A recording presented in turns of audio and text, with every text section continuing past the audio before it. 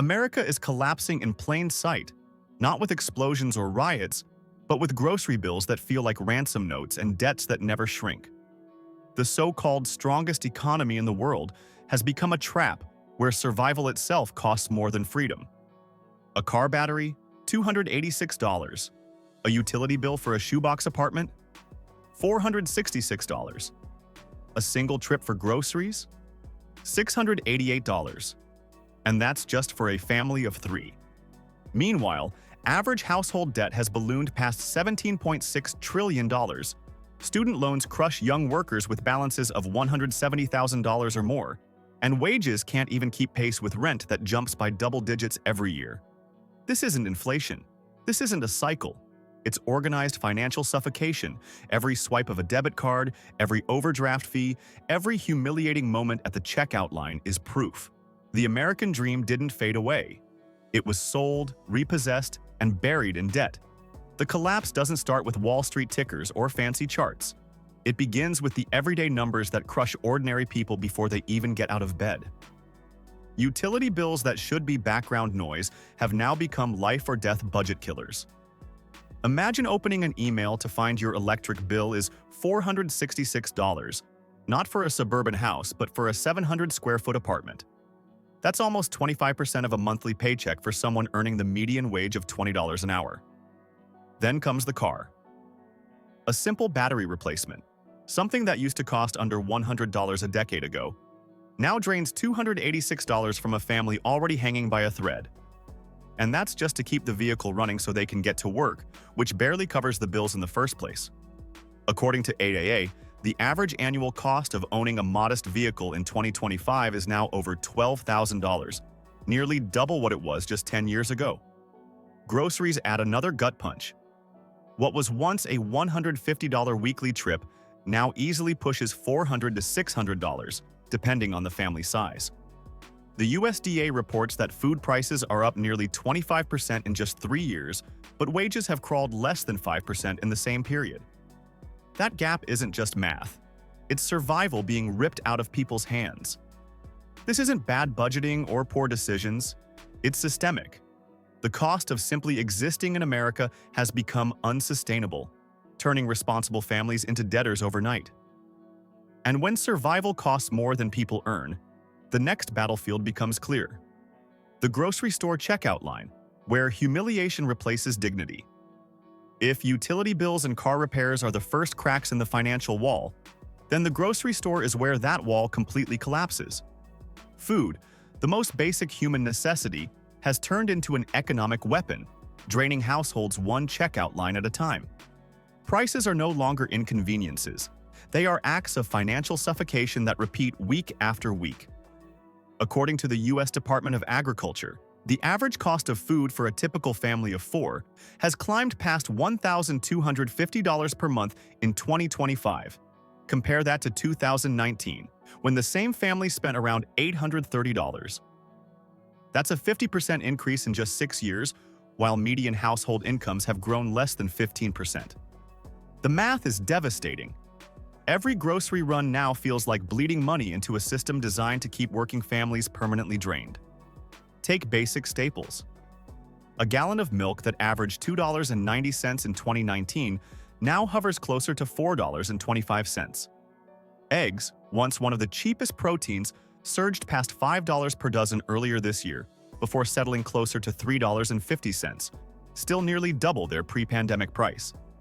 Meat has become especially brutal.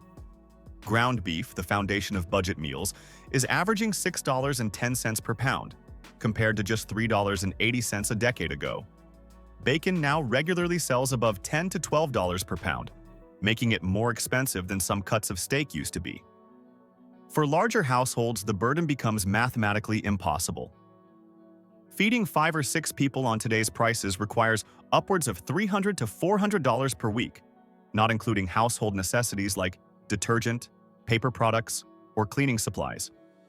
When you add those, a single grocery trip can easily cross $600 to $700, an amount that rivals a monthly car payment.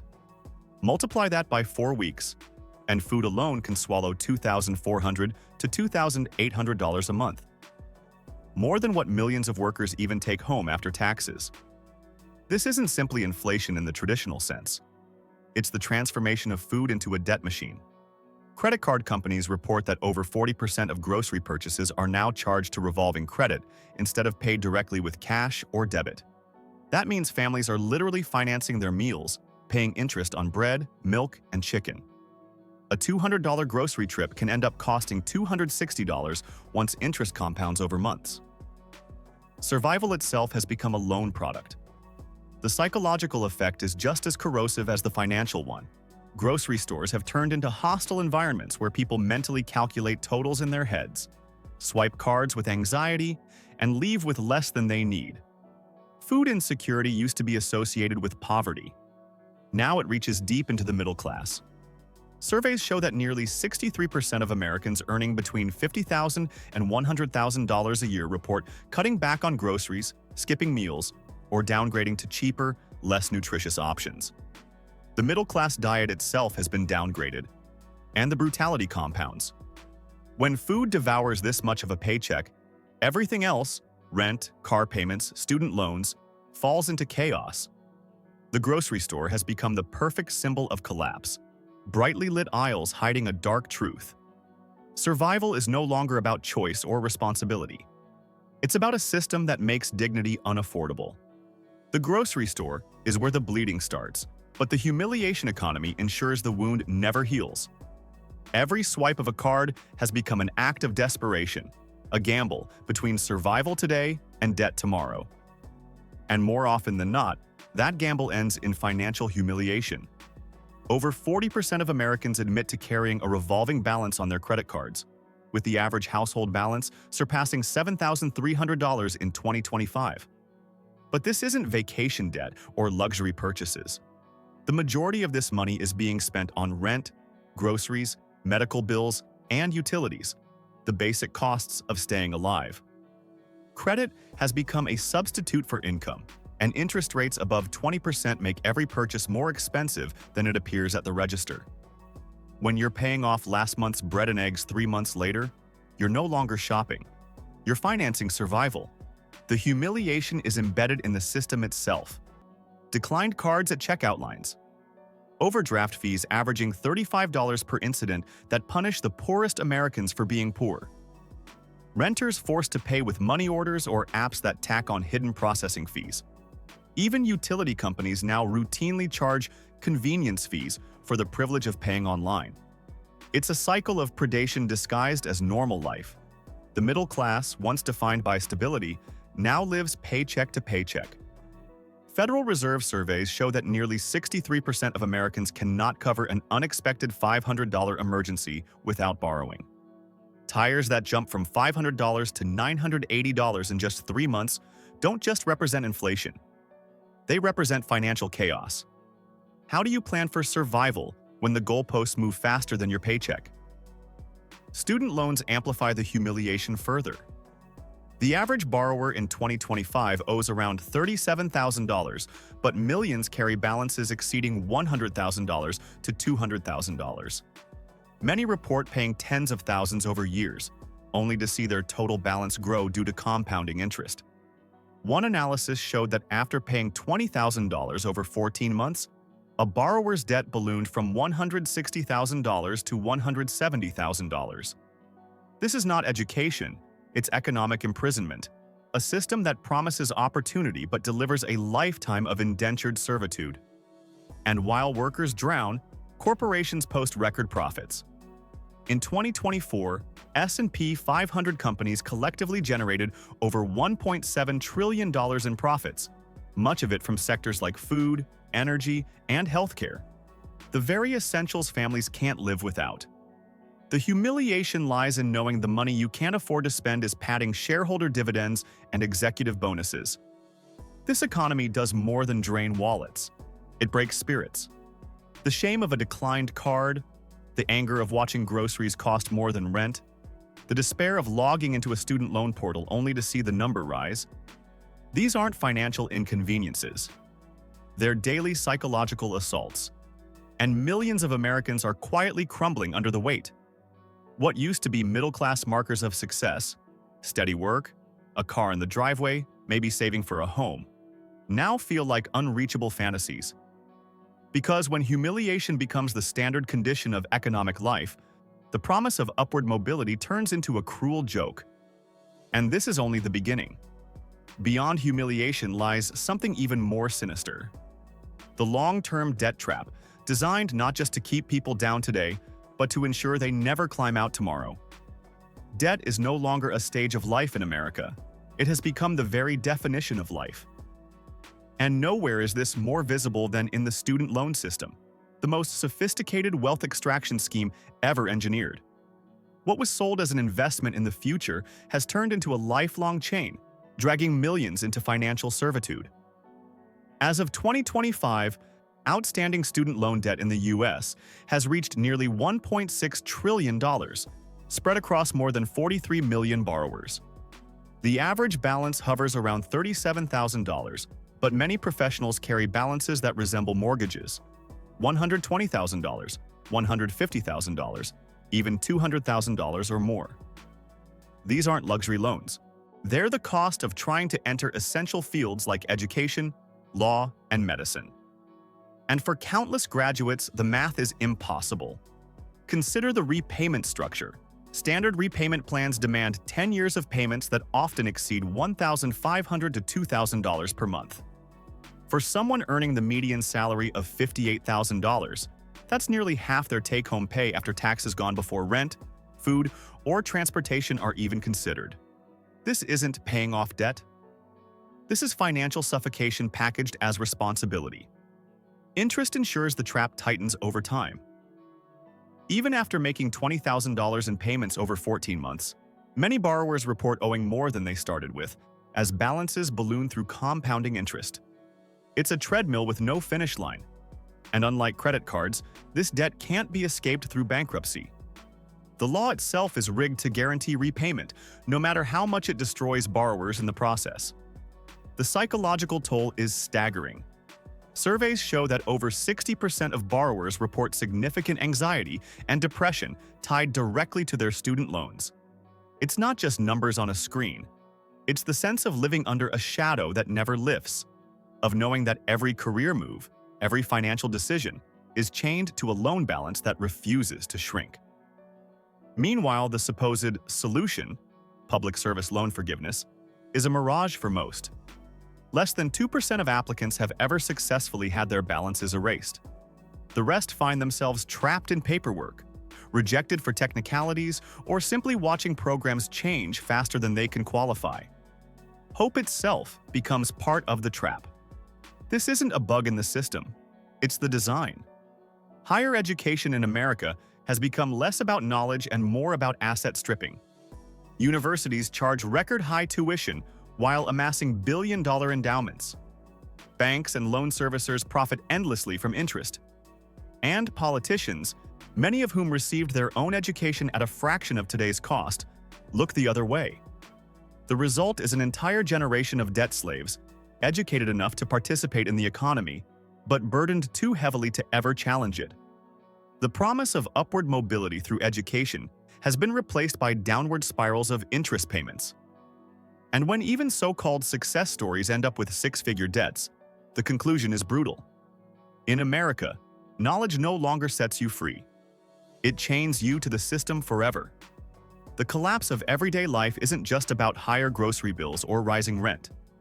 It's about the crushing reality that even doing everything right, going to school, graduating, finding work, now guarantees decades of financial punishment. And from education, the collapse bleeds directly into work itself, where paychecks are swallowed whole by an economy designed to keep families one missed payment away from disaster. Work was once supposed to be the way out. A steady job, a good paycheck, a little savings in the bank, this was the heart of the middle-class dream. But in 2025, even stable work can't keep families afloat. The paycheck-to-paycheck trap has swallowed everyone, from retail workers to professionals earning well above the median wage. Right now, surveys show that 63% of Americans live paycheck to paycheck. That means nearly 2 out of every 3 households have no breathing room. One missed paycheck, one emergency expense, and the entire system unravels. And the emergencies come fast. Tires that used to cost $500 suddenly jump to $980. Rent hikes of 10% to 20% a year are common in cities across the country. Medical bills, even for those with insurance, can wipe out entire savings accounts in a single night. The average American household now carries over $17,600 in debt, excluding mortgages. Credit card balances alone have surged past $7,300 per household, with interest rates averaging 21%, the highest in decades. Auto loans are stretching to 7 years, with the average monthly payment hitting $739, up nearly 30% since 2019. For many families, car payments plus rent already consume more than 60% of monthly income, leaving scraps for food, healthcare, and utilities. Even those earning what used to be considered good money are drowning. A dual-income household making $120,000 a year might sound secure on paper. But after taxes, rent or mortgage, student loan payments, car loans, and groceries, many of these families report having nothing left to save. The middle class, once defined by stability, has become defined by fragility. The death spiral works like this. Wages stagnate, costs rise, and credit fills the gap. But the more people borrow to survive, the deeper the hole becomes. Late fees, overdraft charges, and compounding interest punish families for falling behind. What begins as a short-term fix, putting groceries on a card, deferring a bill, skipping a payment, becomes a permanent condition. Millions now spend more in interest and penalties each month than they do on savings. The system doesn't just fail people, it actively profits from their desperation. And the spiral is accelerating. Renters are now spending, on average, 30% to 40% of their income on housing, with millions paying well over half. Home ownership, once the cornerstone of financial security, is out of reach for most first-time buyers. The median home price in America sits at $420,000, while mortgage rates hover around 7%, pushing monthly payments beyond what the average household can handle. All of this creates an economy where workers run faster and faster but never move forward. Every payday is immediately consumed. Every raise is swallowed by inflation. Every attempt at saving is crushed by the next emergency. And the most brutal reality of all? Millions of Americans who are technically middle class, employed, educated, seemingly stable, are no closer to financial security than those living in poverty. This paycheck-to-paycheck existence isn't living, it's financial captivity. And when survival itself is reduced to a bi-weekly countdown until the next deposit, the idea of progress or prosperity becomes meaningless. From here, the picture gets darker still. Because this isn't random chaos, it's a system built on extraction. An economy that punishes work, rewards debt, and turns the very act of survival into a profitable business model. The paycheck-to-paycheck trap isn't just a byproduct of bad luck or temporary inflation. It's the clearest proof that the American economy has been engineered as a system of extraction, a machine designed to siphon wealth from workers and funnel it upward into corporate profits, executive bonuses, and shareholder dividends. What looks like chaos to the average family is, in fact, order for those at the top. Take corporate profits. In 2024, companies listed on the S&P 500 generated over $1.7 trillion in net income, the second highest figure on record. At the same time, real wages for workers barely rose at all, increasing less than 1% after inflation. The gap isn't an accident, it's the model. Prices rise faster than pay, forcing families to rely on debt. Debt generates interest. Interest enriches banks. The entire cycle converts survival into revenue. Housing is a prime example. Wall Street investment firms now own hundreds of thousands of single-family homes across the U.S., turning former homeowners into permanent renters.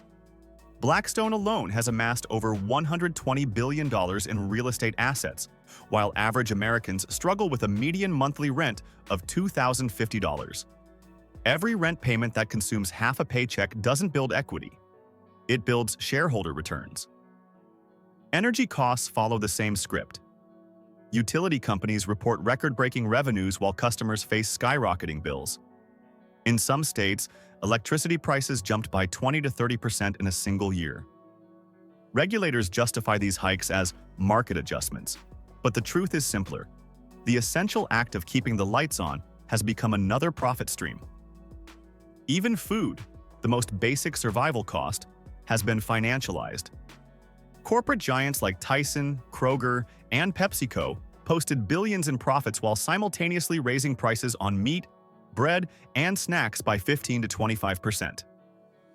Executives blame supply chains, droughts, or global instability, yet their annual reports brag about margin expansion.